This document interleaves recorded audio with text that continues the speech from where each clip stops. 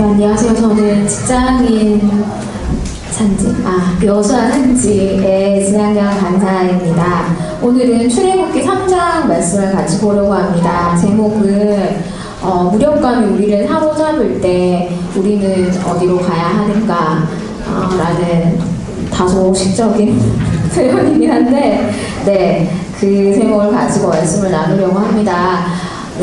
온 나라가 최순실 게이트로 충격에 빠져 있습니다. 실시간 검색어 1위부터 10위까지 그 내용에서 계속 이제 왔다 갔다 하더라고요. 처음에 저 뉴스를 접할 때는 설마라는 마음이 있었지만 뉴스를 통해서 이제 실시간으로 드러나는 사실적 정황들을 보면서 점점 이렇게 화가 나고 분노가 나고 황당하고 뭐지? 이런 마음들이 계속 올라왔습니다.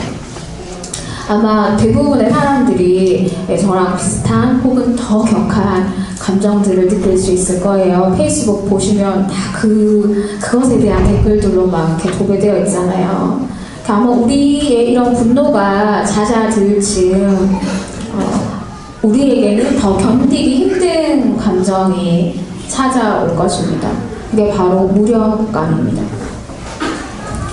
우리의 모든 삶이 덧없이 느껴지고 수동적으로 내게 주어진 상황을 받아들일 수밖에 없는 나의 위치가 정확하게 인식되어질 때 우리는 모든 것을 포기하고 싶어질 것입니다. 오늘 본문에 등장하는 모세도 그러한 시절이 있었습니다. 그는 주어진 삶에 순응하며 살 수밖에 없었던 40년의 광야의 생활을 보내고 있었습니다. 그런 모세에게 하나님이 드디어 찾아오셨습니다. 그를 불러내십니다. 그리고 모세에게 무엇을 해야 할지, 어디로 가야 할지에 대해서 알려주십니다. 나라 전체가 힘든 시간을 보내고 있는 지금 하나님께서 우리에게 들려주시는 오늘 말씀을 통해서 우리가 무엇을 해야 할지, 또 어디로 가야 할지 알게 되는 시간이 되기를 기대해봅니다. 무력감이 우리를 사로잡을 때 우리는 첫 번째 우리의 영혼이 정화되어지는 광야로 가야 합니다. 광야는 사람들이 정착해서 살기에 적합하지 않은 척박한 땅이잖아요. 그저 양떼들을 먹일 풀 정도만 찾을 수 있는 곳입니다. 가만히 있어도 양식이 막 흘러넘치는 나일강 옆에 기름진 땅이 아닙니다. 신이 돕지 않으면 무엇 하나 얻기가 수월하지 않는 그런 곳입니다. 모세의 삶도 광야와 같아졌습니다. 애국의 왕자로 풍족하게 지내다가 한순간 살인자가 되어서 헐벗은 인생이 되었습니다. 미천한 양을 치는 그런 선한 목자가 되었습니다. 그런 그가 오늘 본문의 양떼를 몰고 이제 광야를 지나가고 있습니다. 터덜터덜 아무 소리도 들리지 않는 그냥 자신의 발작 목소리와 양떼들의 약간의 울음소리가 들리는 그 광야를 지나가고 있습니다. 사방의 고요한 침묵만이 그를 감쌌을 거고요.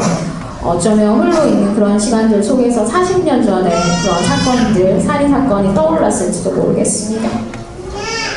아마 그 생각들을 하면서 그의 마음은 더욱 고독해지고 무력해져 갔을 것 같습니다.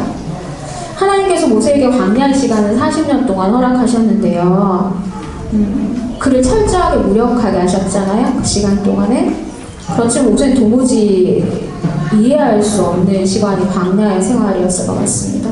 하지만 하나님에게는 계획이 있으셨어요.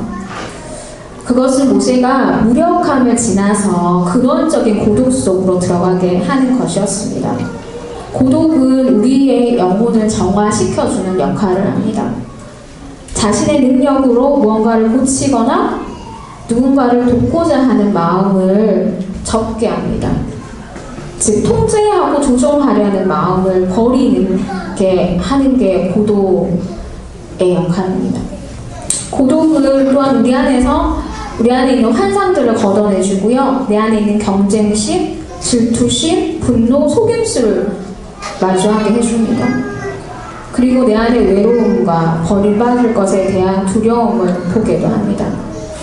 이렇게 스스로를 직면하는 시간 속에서 우리가 도망가지 않는다면 그리고 그 시간 속에 고스란히 고독 속에 있을 때 우리는 이러한 내적 감정과 경험들을 어쩔 수 없이 내 것으로 인정하게 될 수밖에 없는 시간을 가지게 됩니다. 내가 내 안에 있는 검은 그림자들을 비로소 인정하게 되어지고 무의식적으로 나 대신 나의 그림자를 떠안을 대상을 찾는 것을 멈출 수 있습니다. 내 잘못이 아니야. 내가 이렇게 된 건 제 탓이야. 내가 이렇게 된 건 내 환경 때문이야. 네, 그런 방어 기제들을 멈출 수 있게 됩니다. 그때 우리는 자신과 하나님에 대해 비로소 편안해지는 시간을 가질 수 있게 됩니다. 충분히 오랫동안 고독 가운데 시간을 보낸 시점이 바로 그 시점이 되겠죠. 우리의 한계, 애착, 집착, 소유욕, 이기심, 두려움 같은 자신의 실제 모습을 이제는 받아들일 수 있게 됩니다. 이러한 인정은 계속 이 상태로 머물러 있겠다라는 뜻은 아닙니다. 더 나아가서 이제는 하나님을 전적으로 의지하겠다는 고백으로 나아갈 수 있게 고독은 우리를 이끌어갑니다. 이렇게 고백할 수 있겠죠. 하나님, 제 현재 모습을 인정합니다. 지금 이 모습이 바로 저입니다. 지금 제 인생에서 이루어져야 할 가장 중요한 일들이 무엇이든 간에 하나님만이 그 일을 해주실 수 있습니다. 우리 자신이 누구인지 더 정직하게 대면하게 될 때 하나님과 비로소 만날 준비가 된 것입니다. 리더로서 모세의 여정의 첫 걸음은 누군가를 어디로 인도하는 것이 아니었습니다. 자신의 속박에서 자유로워지는 것이었습니다. 다른 사람을 자유로 인도하기 전에 모세 스스로가 자유를 경험해야 했습니다. 고독 속에서 모세는 자신을 입증하려는 욕구들과 또 예전의 모든 방어 기제들을 버릴 수 있었습니다. 이 시간은 모세에게 온전히 있는 그대로 자기 자신을 회복하는 시간이 되었습니다. 우리 인생에서도 광야를 지날 때가 있습니다. 도무지 이해되지 않은 상황이 연이어 닥치면서 어떤 노력도 부질없는 것 같고 내 잘못도 아닌 일에 대한 책임을 져야 할 때도 있습니다. 지금 현재 한국의 상황도 그렇다라는 생각이 듭니다. 우리는 이때 화가 나고요, 억울하고 우울해집니다. 그리고 내 안에 깊은 무력감과 마주하게 됩니다. 그렇다면 지금 이 순간 우리는 무엇을 해야 할까요? 우리는 우리 속에 광야를 만들어야 합니다. 모세가 광야의 고독 속에서 진짜 자기 자신을 회복하고 하나님을 대면할 준비가 된 것처럼 우리도 침묵 속으로 들어가서 기도해야 합니다. 근데 말씀을 보면서 저 이런 생각이 들었어요. 정치적인 뉴스들을 생각하면서 이렇게 진짜 급한데 중요한 시국에 광야로 들어가는 건 좀 아닌 것 같은데 이런 생각이 들었어요.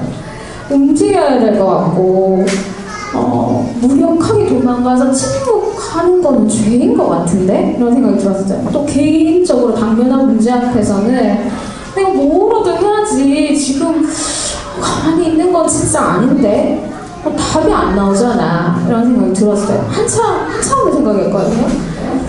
말씀은 광야로 들어가라고 하는데 나는 개인적으로 생각했을 때 광야는 지금 아닌 것 같은데 진짜 맞나, 내가 진짜 하나님의 말씀을 잘 해석한 게 맞나 라는 생각을 한참 생각하고 묵상하면서 하나님께서 왜 광야로 들어가시라고 하는지, 행동하기 전에 왜 광야에 있어야 되는지에 대한 깨달음을 저에게 주셨어요. 광야 시절을 보내기 전에 모세는 자신이 옳다 여기는 자신의 의, 그리고 사진까지 저지를 수 있는 사람이었잖아요.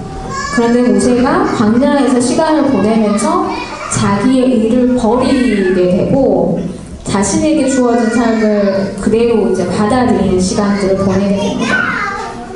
그런 후에 하나님이 부르셨을 때 그 부르심 앞에 순종하게 되고요. 이스라엘 백성을 애굽 땅에서 구출해내고 새로운 하나님 나라를 세워가는 리더가 되었습니다. 근데 이것은 모세가 처음부터 가졌던 꿈이잖아요. 그의 백성들이 억압 가운데 벗어나는 것이 그가 백성들에게 해주고 싶었던 일인데, 그의 힘과 능력으로는 처음에 실패했지만 광야를 지나면서 하나님께서 그에게 그분의 능력을 주셨을 때 모세는 개인의 꿈을 이루는 차원에서 끝난 것이 아니라 이스라엘 백성과 하나님 본인 자신도 더 행복해지는 꿈을 이루게 되는 것을 제가 이렇게 떠올리게 됐어요. 우리가 광야에 고독한 시간을 보내지 않는다면 우리 또한 내 안에 있는 의로 누군가를 죽일 수 있습니다. 나의 능력으로 무언가를 고치려고 하고 누군가를 돕고자 하는 마음으로 그 사람을 통제하고 조정하려는 마음이 우리 안에 분명히 있기 때문입니다. 그것이 과연 선한 결과를 가져올 수 있을까 생각해보면 아니죠. 애굽에서 모세의 호의를 받았던 이스라엘 백성들조차도 모세의 리더십에 반감을 가졌잖아요. 그들은 모세에게 이렇게 말했어요. 누가 너를 우리를 다스리는 자와 재판관으로 삼았느냐? 네가 애굽 사람을 죽인 것처럼 나도 죽이려느냐? 내가 선한 의도로 무언가를 한다고 해서 그게 만약 나의 의로부터 비롯된 것이라면 우리는 다른 사람들을 이용할 수 있습니다. 근데 그게 기가 막히게도 나 빼고 당하는 사람들은 다 알고 불쾌하죠. 그래서 우리는 먼저 광야 속으로 들어가야 합니다. 혹 그런 광야라는 환경이 지금 내 안에 조성되어 있다면 힘들지만 감사했으면 좋겠습니다. 고독 속에서 하나님께서 나를 정화시켜 진짜 나로 회복하고 계시기 때문입니다. 지금 삶이 혹시 너무 편안하고 행복하게 느껴진다면, 물론 좀 약간 이렇게 생각이 있으신 분이시면 절대 지금 시국이 그럴 수 있는 시국이 아니라는 걸 알겠지만, 혹시라도 근데 그런 마음이 지배적으로 내 안에, 남한테는 얘기할 수 없지만 그렇다면 주도적으로 내 안에 광야를 만들어야 합니다. 왜냐하면 침묵 속에서 마침내 드러날 마음속의 깊은 어둠과 상처를 마주할 자신이 없어서 하하호호하고 있을 가능성이 그런 사람들은 높기 때문입니다. 수도원 기행에서 공주영 씨도 비슷한 말을 했어요. 그대가 만약 사막에 갈 수 없다면 그대의 생활 한가운데 사막을 만들어야 한다. 그렇다. 그대의 생활하는 사막을 만들고 때때로 사람을 피해서 침묵과 기도 가운데 영혼을 재건하기 위해 고독을 찾도록 하라.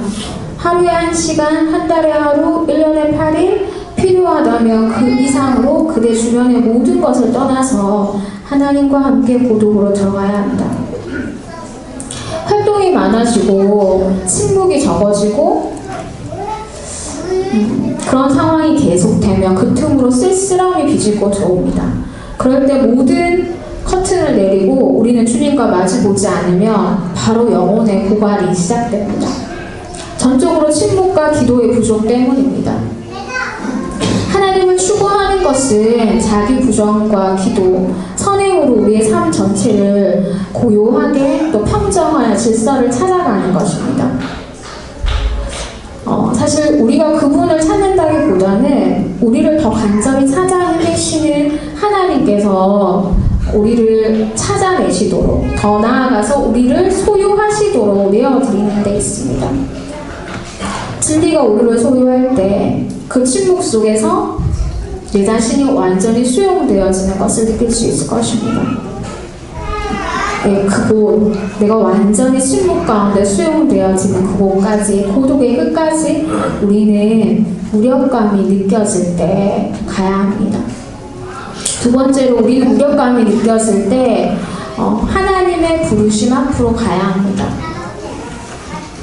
자신의 모든 의가 고독과 침묵의 기도 속에서 씻겨서 내려가고 있는 그대로 자신의 모습을 받아들이고 수용하게 된 모세에게 하나님 찾아오셨어요. 며칠의 광야길을 지나 호렙산에 도착한 그곳에서 아무짝에도 쓸모없는 가시떨기 나무 아래 임재하신 하나님을 만나게 됩니다. 히브리 조상의 하나님이라고, 히브리 조상의 신이라고 자신을 소개한 하나님이 모세를 부르고 계십니다. 하나님, 수많은 나무들이 있었는데 왜 하필이면 정말 이렇게 쓰잘데없는 가시떨기 나무는 그 미디안 광야에서 흔히 발견되는 키가 작은 관목류거든요. 보잘것이 없었을 뿐만 아니라 아무 데서 쓸 데가 없었어요.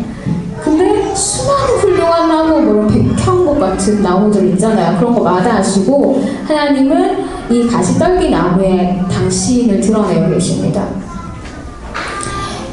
애굽 왕자의 신분이었을 때 훌륭해 보이는 모세에게 하나님 나타나시지 않으셨어요. 무엇 하나 내놓을 것 없는 천한 목자가 되었을 때 하나님이 모세를 부르셨어요. 그때 모세에게 하나님 나타나셨어요. 지금 나의 상황이, 우리의 상황이 황망하고 무력하게 느껴질 수 있을 것 같습니다. 아무것도 할 수 있는 것이 없어 보이고, 노력해서 무언가를 한다 한들 이 세상이 과연 변할까? 내 삶이 나아질 수 있을까라는 의문이 던져집니다. 하지만 가시떨기 같은 나에게 오늘 하나님 임재하십니다. 아무도 거들떠보지 않는 그곳에 하나님은 거룩의 불을 피우셨습니다. 오늘 본문의 4절에서 5절을 같이 읽어보면 좋겠습니다. 네, 4절, 5절 같이 읽어보도록 하겠습니다.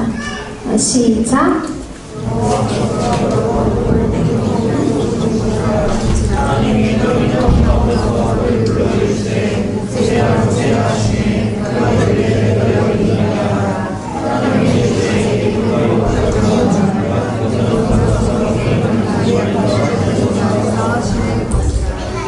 네, 하나님은 모세에게 네 발에서 신을 벗으라 라고 하십니다. 신을 벗으라는 것은 하나님에 대한 공경과 존경의 표현이기도 하고 그것을 요청하는 말입니다. 신을 벗는 발은 또한 하나님 앞에서 겸비와 겸손을 보여주고요. 학대받는 자들과의 연대성도 상징한다고 합니다. 또 신이라는 말은 밝다라는 의미도 포함되어 있습니다. 저희가 이제 취직을 할 때 이력서를 쓰잖아요. 거기에 나오는 이는 본래 가죽신의 의미가 있었어요. 근데 이렇게 좀 약간 변화되면서 밝다라는 의미를 가지게 되는데요. 따라서 이력서 하면 자신이 지금까지 밟아온 자취에 대해서 너가 이렇게 서술해라 라는 뜻을 가지고 있습니다. 하나님께서 모세에게 신을 벗으라 하신 것은 거룩한 경계 안으로 들어오라는 의미도 있지만 지금까지 네가 쌓아올린 지식과 경험치에 대한 모든 것을 벗어라 라는 의미도 있어 보입니다. 하나님은 모세가 아무것도 의지하지 않은 채 무력한 채로 당신께 나아오기를 기다리셨어요. 스스로 아무것도 할 수 없다 느끼는 그때가 하나님이 사용하시기에 가장 적합한 때이기 때문입니다. 그때가 하나님 안으로, 하나님 임재 안으로 들어갈 수 있는 시간입니다. 마치 물 위에 뜨기 위해서 나의 모든 신체 힘을 빼야 하는 것처럼 내 안에 있는 모든 힘을 빼고 하나님께 내 모습 그대로 나아가는 그런 원리입니다. 하나님은 모세를 통해서 하고 싶은 일이 있으셨어요. 하나님은 이스라엘 백성의 고통과 근심을 보았습니다. 그리고 이스라엘 백성에게 내려오셨어요. 8절에 이제 내려오다라는 표현이 있는데 듣고 내려오셨어요. 내려오신 목적은 이스라엘 자손들을 애굽에서 탈출시켜서 하나님이 이스라엘 조상 아브라함에게 약속하신 적과 꿀이 흐르는 가나안 땅, 자유의 땅으로 그들을 데리고 가기 위함입니다. 하나님은 이스라엘의 고통의 부르짖음과 탄식 소리를 듣고 그들을 불쌍히 여기셨습니다. 그래서 구원 계획을 세우신 것입니다. 구원의 일은 모세의 능력과 힘으로는 이루어질 수 없는 일입니다. 철저하게 하나님의 능력을 의지하고 그분을 신뢰할 때만 가능한 일입니다. 하지만 그 거대한 구원의 일을 하나님 혼자 하시기를 원하시지는 않으셨어요. 하나님은 모세와 함께 이 계획을 성취하기를 원하셨습니다. 예전에 모세는 굉장히 정의로운 사람이었잖아요.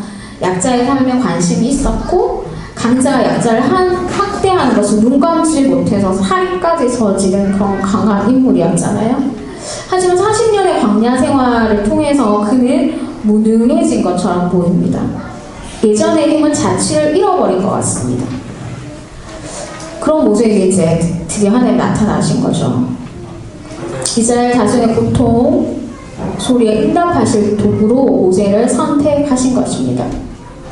하나님께서 이처럼 역사에 직접적으로 개입해서 들어오시는 목적은 새로운 곳에서 새로운 당신의 백성을 만들기 위하심입니다. 모세를 부르시고 계신 이유는 모세의 개인적인 안위에만 국한되는 것은 아닙니다. 하나님은 더 큰 계획을 가지고 그를 부르시고 계신 것입니다. 하나님은 모세를 통해 당신의 새로운 나라를 구축해 가려고 이제 시작하고 계신 겁니다. 어떤 나라인가? 힘없고 가난한 약자들을 위한 나라를 만들어가는 겁니다. 그들에게 진정한 섬김과 예배를 받고 싶어 하십니다. 그들에게 참 자유를 주고 싶어 하십니다. 하나님은 그들의 왕이 되고 그들은 하나님의 백성으로 적과 꿀이 흐르는 자유의 땅 가나안에서 함께 행복하게 살고 싶어 하십니다. 하나님은 오늘 이 시간에도 우리를 부르고 계십니다. 가시 떨기 나무처럼 아무 쓸모없게 느껴지는 내게 임재하시기를 원하십니다. 영광의 불을 피우시고 그분의 존전 안으로 초대하고 계십니다. 그 부르심은 우리의 개인의 안전과 부귀를 위한 부르심이 아닙니다. 그 부르심은 우리 주변에서 울고 자신의 의견조차 내지 못하고 힘에 눌려있는 영혼들을 도우라는 부르심입니다. 함께 그들과 함께 손잡고 나의 나라로 들어오라는 부르심입니다. 온 사회가 거짓으로 뒤덮인 지금 하나님께서는 우리를 그곳으로 부르고 계십니다. 우리의 의로만 가득 찬 공분을 광야의 기도 속에 잠재우게 하신 다음에 우리를 그곳으로 초대하고 계십니다. 하나님께서 고통받는 이스라엘의 목소리에 귀 기울이시고 내려오신 것처럼 우리 또한 귀를 열고 눈을 열어서 그곳을 보라고 하십니다. 진실이 밝혀질 때마다 분노가 올라와서 오히려 그만 들어야 되겠어, 속 시끄러워, 이렇게 반응하게 되는데요. 하나님은 귀를 열어라, 눈을 떠, 이렇게 그들의 고통 소리에 네가 반응해, 진짜가 뭔지 거짓이 뭔지 똑똑히 봐, 이렇게 말씀하고 계십니다. 그렇다면 우리가 할 수 있는 게 뭔가, 과연 우리가 뭔가를 한다고 해서 세상이 과연 변할까라는 생각에 당연히 귀결되는 것 같아요.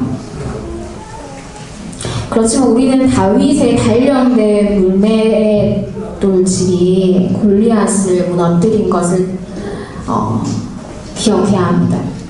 모세가 광야의 세월을 견뎌낸 후에 이집트로 가서 바로를 누르고 이스라엘 백성들을 구출해낸 것을 기억해내야 합니다. 물론 우리는 이들처럼 위대한 리더나 위대한 인물은 아닙니다. 하지만 우리가 정의롭게 또 진실로 우리의 촛불을 하나씩 하나씩 밝힐 때 거짓된 권력은 무너질 것입니다. 그리고 우리 주변에 있는 약자들을 위한 따뜻한 딸기나무가 되어줄 때 그들은 우리를 통해서 하나님 나라를 맛보게 될 것입니다. 그렇게 작은 정의와 공의가 모여서 강물이 될 때 하나님 나라는 더욱 우리를 통해서 조금이라도 확장되어 나갈 것입니다.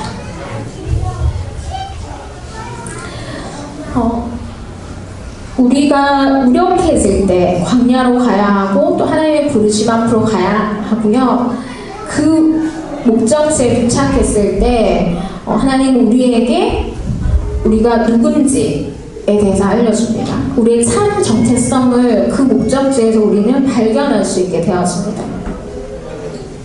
모세가 하나님께 얘기해요. 내가 누군데 바로에게 가며 이스라엘 자손을 애굽에서 인도할 수 있나요? 모세의 질문에 하나님 이렇게 또 잘하시는 거 있잖아요. 동문서답 하시거든요. 제가 왜 가야 되는데요? 제가 가서 뭐 어떻게 하라고 이렇게 했더니 내가 너랑 반드시 함께 있을 거야. 그리고 네가 이 산 위에서 나를 예배하게 될 거야. 이렇게 얘기하시잖아요. 이게 뭔 말이지? 네. 하나님은 모세의 정체성 관련된 질문에 직접적인 해답을 주시고 있지는 않으세요. 처음에는 그 질문에.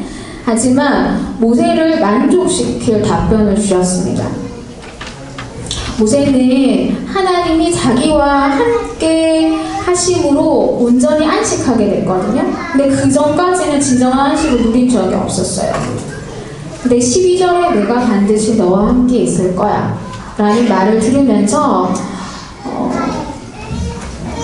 모세가 진짜 어디 있어야 되는지, 내가 어떤 사람인지 알게 된 거죠. 모세 스스로가 나는 누구야 라고 정하는 것이 아니라 하나님이 모세에게 찾아오셔서 네가 누구인지, 네가 어디에 있어야 할 인물인지를 얘기해 줄 때 모세는 자기를 알게 되고 온전한 안식 가운데로 들어갈 수 있게 된 것입니다.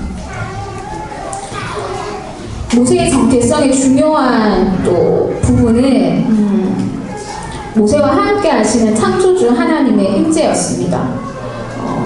모세가 아니라 하나님이 이스라엘 백성들을 건져내실 것이라고 한 것이었습니다. 12절에 보면 내가 너와 함께 있으리라 해서 내가 있으리라 라는 히브리어는요, 이게 한 단어라고 하더라고요. 내가 있으리라 라는 단어는 히브리어 한 단어인데 그게 뭐냐 하면 에흐에라는 단어래요. 에흐에, 내가 있으리라. 네. 기억해주세요. 나중에 한 번 더 설명할 거거든요. 내가 같이 있을 거야. 이거는 히브리어 단어 에흐에예요. 네. 모세와 함께 있겠다는 여호와의 약속은 정체성의 위기를 갖고 있는 모세를 충분히 만족시켰을 것 같아요. 모세가 과거에 애굽에서 그리고 광야에서 겪은 경험은 그의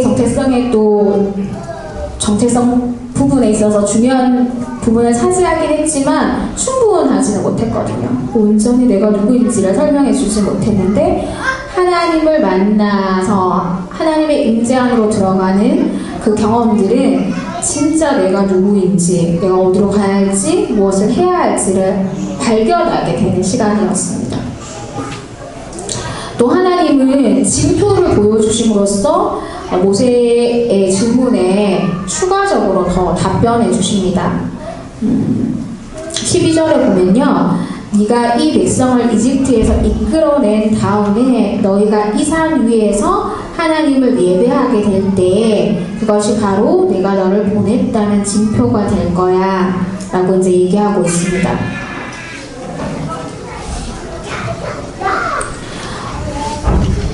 출애굽하는 사건이 징표가 아니라 출애굽 후에 이 산에서 너와 너의 백성들, 이스라엘 백성들이 나를 섬기고 예배할 때 내가 너를 보냈다는 증거가 될 거야 라는 말씀입니다.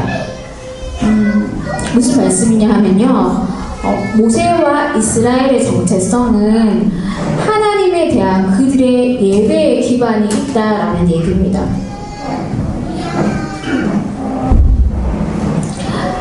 모세와 이스라엘의 출애굽의 성공의 증거는 그들이 출애굽하는 그 사건 자체가 아니라 이 산에서 하나님을 섬기느냐 섬기지 못하느냐에 성패가 달려있다라는 얘기입니다. 히브리어 원문에서 너희 모두라는 복수형을 씀으로써 이 부분에 대해서 더욱 강조하는데요. 너만 예배해야 하는 게 아니라 이스라엘 백성 전체가 같이 예배해야지 이 출애굽 사건이 성공이야 라고 이제 말씀하고 계십니다. 하나님을 섬기는 백성만이 진실로 하나님이 구원하신 것을 주장할 수 있기 때문입니다. 오늘 본문은 출애굽기 전체에서 걸쳐서 계속 반복될 예배라는 주제에 대해서 이제 문을 열고 있는 것입니다. 여호와를 예배하는 것, 섬기는 것이 출애굽 사건의 가장 중요한 주제입니다. 모세의 두 번째 질문이 이제 이어집니다. 제가 만약에 애국에 가서 이스라엘 백성들에게 하나님께서 말씀하신 거를 얘기했어요. 근데 그 사람들이 저에게 물어볼 텐데, 너희 조상이 하나님께서 나를 너희에게 보내셨다 라고 말할 때 그들이 저에게 그의 이름이 뭐야? 라고 물을 텐데, 그럼 제가 뭐라고 대답해야 해요? 이렇게 질문했어요. 그때 이제 하나님 답변이 이어져요. 14, 15, 18절에 한글 번역으로 하면 나는 곧 나다, 아브라함의 하나님, 이삭의 하나님, 야곱의 하나님, 또 히브리 사람의 주 하나님이다, 이렇게 답변을 하거든요. 한국 사람 이름이 이제 보통 세 글자로 되어 있잖아요.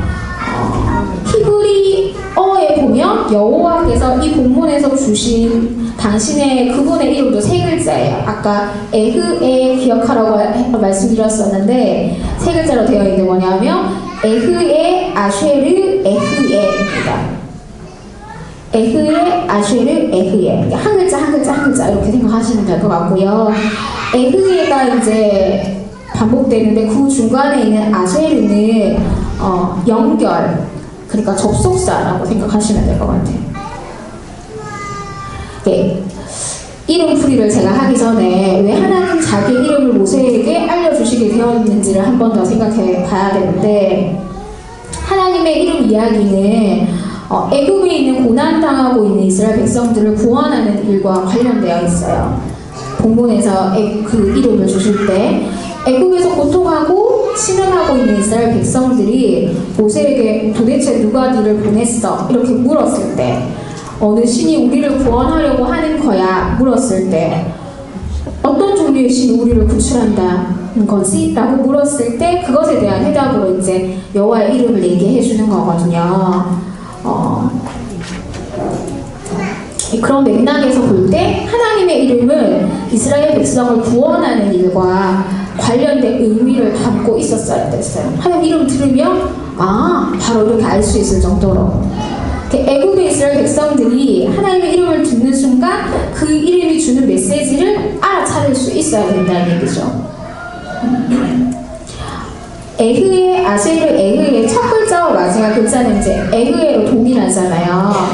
그리고 중간에 있는 거는 연결해주는 단어라고 제가 말씀드렸고요. 그럼 이름풀이를 한번 해볼게요. 에흐에라는 말 좀 전에 제가 해석해드렸었는데, 내가 있다, 그러니까 있다에 해당하는 히브리 단어거든요.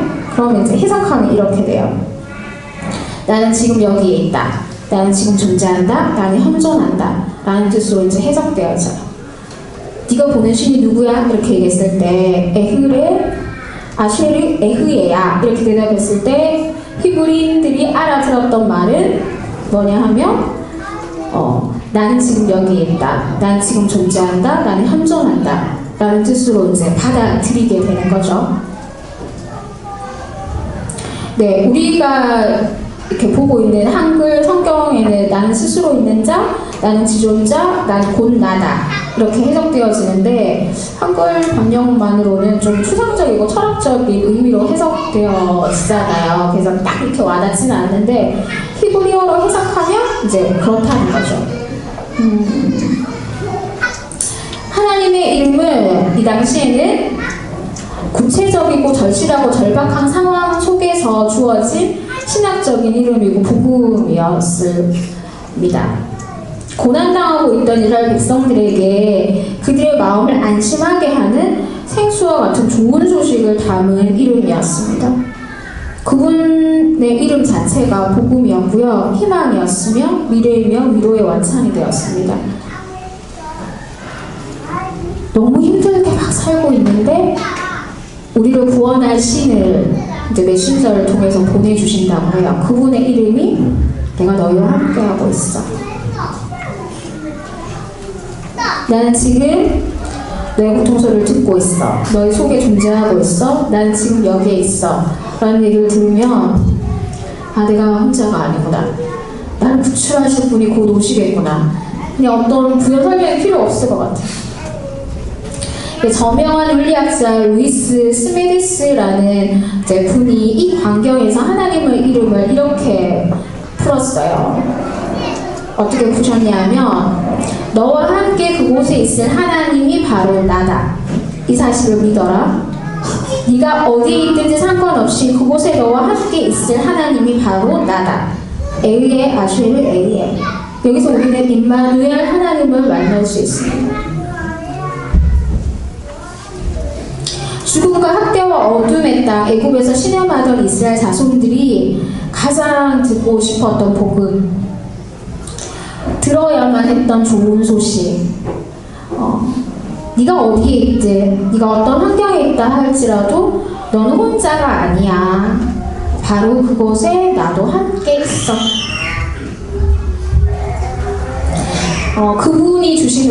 그분이 우리에게 주신 하나님의 이름이야말로 능력과 신실하심과 현존을 말하고 있습니다.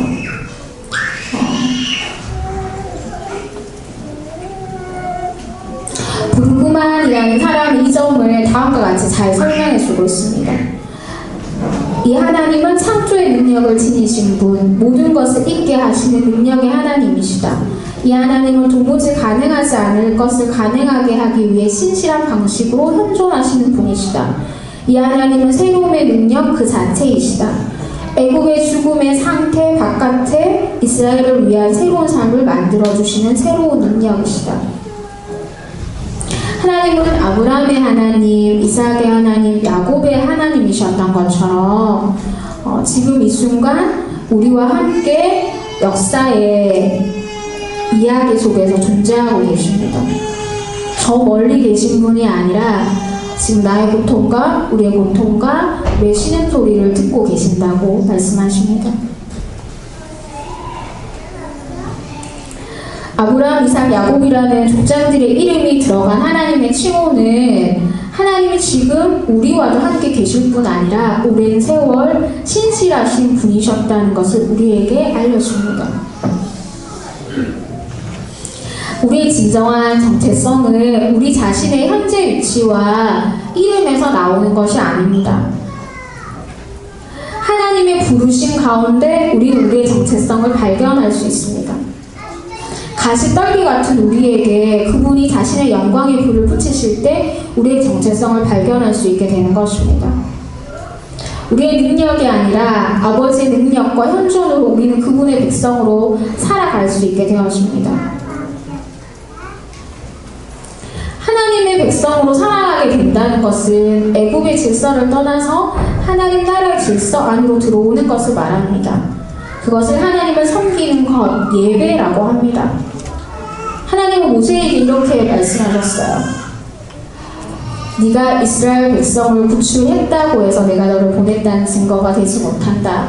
너와 이스라엘 백성이 이 산에서 예배를 드릴 때 그것이 증거가 된다. 바꾸어 말하며, 우리에게 적용해서 바꾸어 말하며 이렇게 얘기할 수 있을 것 같아요. 네가 지금 세상에 있지 않고 교회에 와서 앉아 있다고 해서 네가 내 백성은 아니다.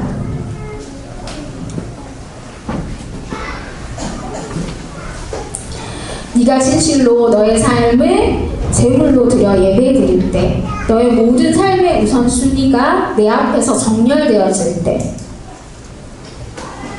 비로소 나의 백성이 되는 것이다. 가시떨기 같은 우리에게 하나님이 임재하셔서 우리의 정체성을 알려주시고 우리를 부르실 수 있어요. 하지만 그것에 순종하고 순종하지 않고는 나의 선택에 달려 있습니다. 출애굽기 후반에 나오듯이 이스라엘 백성은 출애굽하는 데는 성공했어요. 하지만 하나님께 예배드리는 것에는 실패했습니다. 그것만 보아도 하나님의 백성이 저절로 되는 것이 아니라는 것을 우리는 알 수 있습니다. 네, 말씀을 이제 마무리하려고 합니다. 힘들고 어려운 시절인 것 같아요. 사회적 이슈는 물론이고요. 개인적인 상황에서도 뭔가를 한다는 것, 돈을 벌고 결혼을 하고 이렇게 삶 자체를 유지하며 산다는 것 자체가 너무 힘든 시절입니다. 그래서 우리는 분노와 무력감에 빠져서 인생을 놓아버리기 싶은 마음이 들지도 모릅니다. 하지만 바로 그 순간에 무력감에 빠져 있을 때 하나님은 우리를 광야로 부르고 계십니다. 우리의 모든 분노와 의를 내려놓고 그분의 존전 앞으로 오길 기다리고 계십니다. 모든 소란스러운 소리들이 내 안에서 잠재워졌을 때 하나님은 우리에게 말씀하실 것입니다. 예배를 드려라. 예배는 이 세상에 속하지 않는 그분의 백성 된 자들만이 드릴 수 있는 것입니다.